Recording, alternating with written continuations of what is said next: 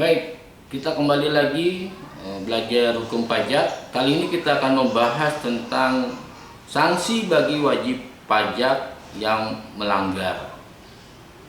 Sebelumnya saya telah membahas tentang sanksi administratif. Kali ini kita akan membahas soal sanksi yang bersifat pidana.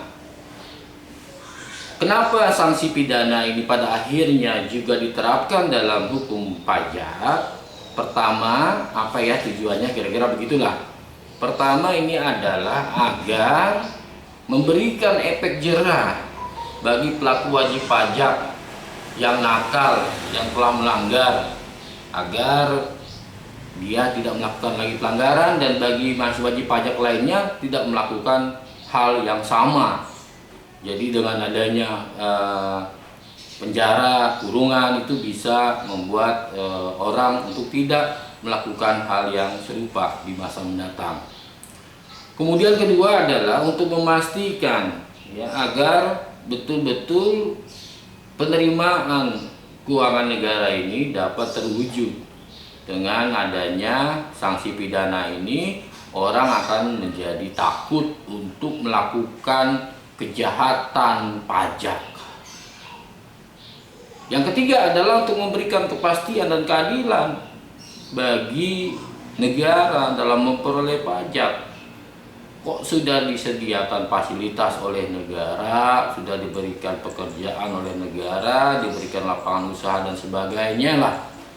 Kemudian justru membuat penipuan terhadap data-data pajak, maka sangat wajar orang yang telah menikmati itu mendapat hukuman pidana.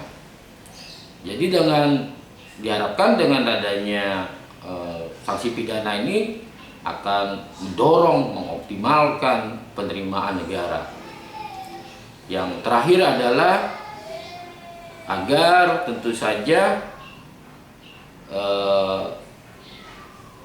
pelaksanaan pajak berjalan efektif sesuai dengan kehendak undang-undang, sesuai dengan muatan yang diatur dalam undang-undang, supaya orang taat terhadap ketentuan yang ada dalam peraturan pajak itu sendiri.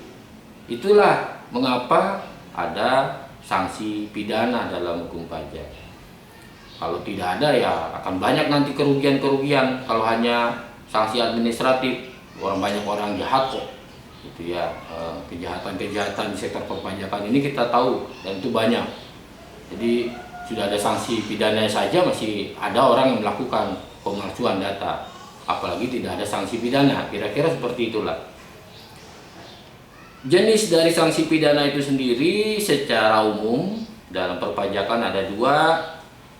Pada bagian sebelumnya saya sudah membahas tentang ada denda, ya, denda pidana. Tetapi yang saya fokuskan pada kali ini adalah sanksi yang bersifat kurungan dan sanksi yang bersifat pidana penjara. Jadi berkaitan dengan pidana kurungan ini, misalnya terkait katakanlah dia membuat SPT ya tidak sesuai dengan ketentuan yang ada, atau tidak menyampaikan SPT tahunan lah. Nah, atau membuat tapi nggak benar, itu datanya nggak benar, kemudian nggak lengkap dan seterusnya. Ini bisa menjadi salah satu unsur pidana dalam pajak. Tetapi kalau memang itu kesalahan dalam misalnya penulisan ini yang memang tidak disengaja karena nggak tahu, nggak bisa membuat SPT-nya, ya tidaklah. Pasti nanti akan dibantu untuk bagaimana mengisi SPT yang benar. Ini yang sudah tahu, sudah bisa, sudah mengerti, tetapi sengaja dibuat yang tidak benar. Maka menurut ketentuan pasal 38 ayat 1 Undang-Undang Peraturan Umum Pajak itu, dan pidana kurungannya paling sedikit itu adalah 3 bulan dan paling lama 1 tahun. Nah, itu contoh dari pidana kurungan. Pidana kurungan dan pidana penjara. Ya, terkait dengan pidana penjara, Ya, ini sudah menyangkut soal kejahatan ya, kejahatan yang di sektor perpajakan. Ini hukumannya bahkan ada yang hukuman sampai 6 tahun dan seterusnya, ditambah juga dengan denda dan sebagainya. Jadi kalau sudah berkaitan dengan pidana penjara, tentu saja ini adalah perampasan hak ya bagi kemerdekaan seseorang. Ya, ditahan, dimasukin, dijeblosin di penjara. Kalau sudah dijeblosin di penjara kan tidak bisa lagi menjalankan aktivitas bisnis, tidak bisa lagi memperoleh penghasilan, kecuali dia jadi bandar narkoba tuh di lembaga pemasyarakatan mungkin.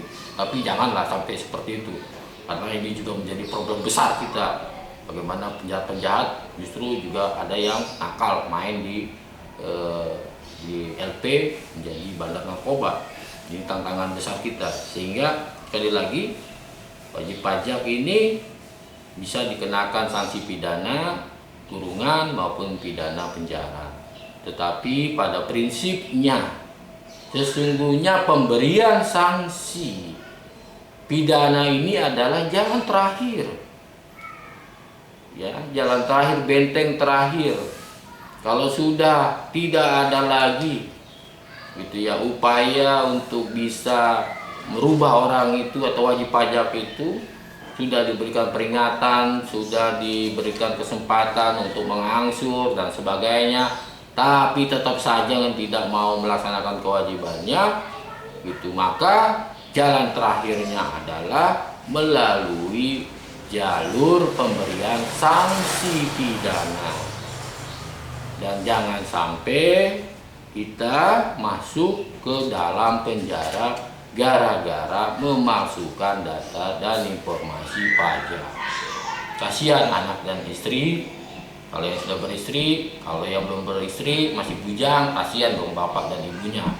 Ya, jadi saya kira itu mengapa kita sebagai wajib pajak melaksanakan kewajiban kita, karena dalam membayar pajak, karena selain sanksi administrasi ada juga sanksi pidana bagi wajib pajak yang dengan sengaja atau dengan kealpaannya melakukan perbuatan kejahatan yang dapat merugikan keuangan negara, itu bisa dipidana pajak.